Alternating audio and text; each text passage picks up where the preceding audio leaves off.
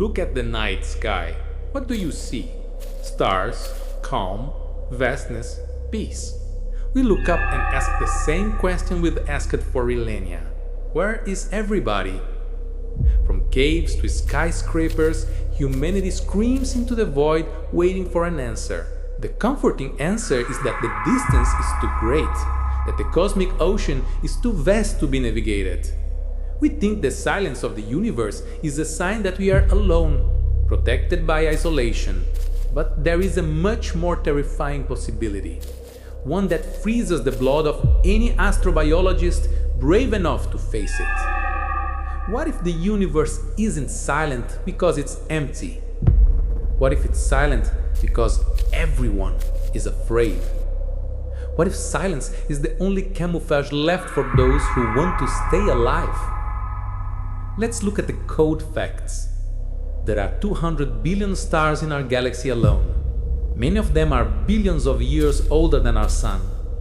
By the sheer law of probability, life should have emerged millions of times.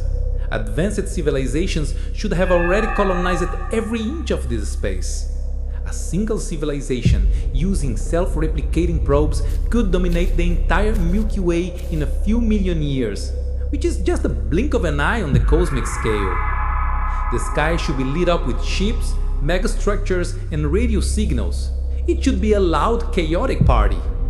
But we hear nothing. No radio signals, no shadow of a ship, zero. Just the static haze of the Big Bang. This is the Fermi Paradox.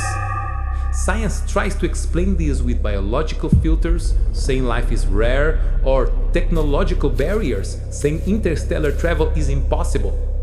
But the scariest explanation doesn't come from physics. It comes from cosmic sociology, the dark forest theory. Imagine the universe is a dark forest at night. This forest isn't empty.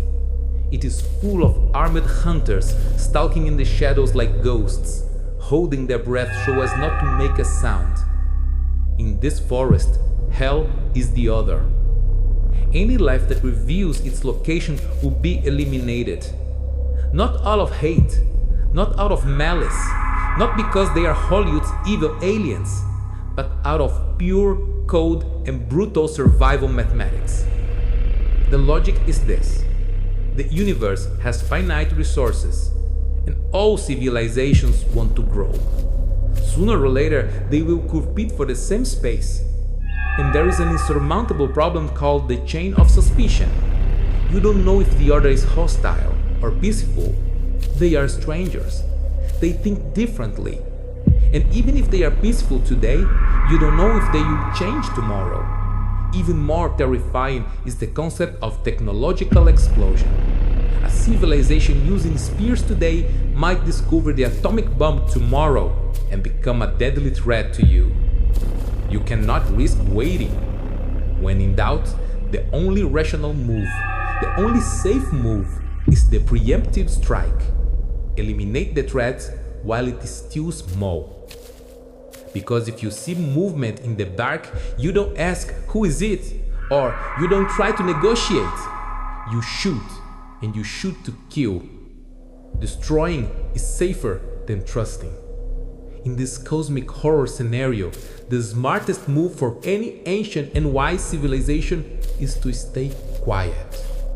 Hide, camouflage their planets, turn off the lights in their cities, listen without being heard.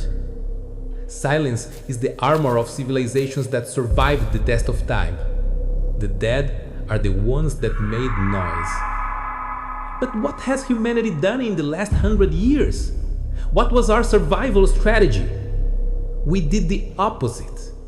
We lit a massive bonfire, climbed the tallest tree in the forest, and started to scream for the entire darkness to hear. Be honest now. If you were in command of Earth tonight and heard a signal coming from space, would you answer? Would you review your children's sleep with an unknown superior intelligence?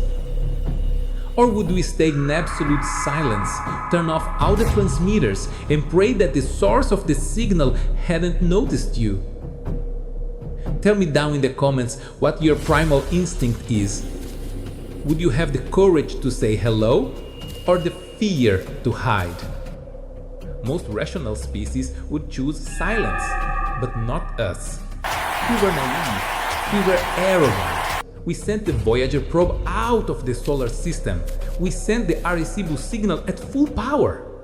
We didn't just send a shy hello.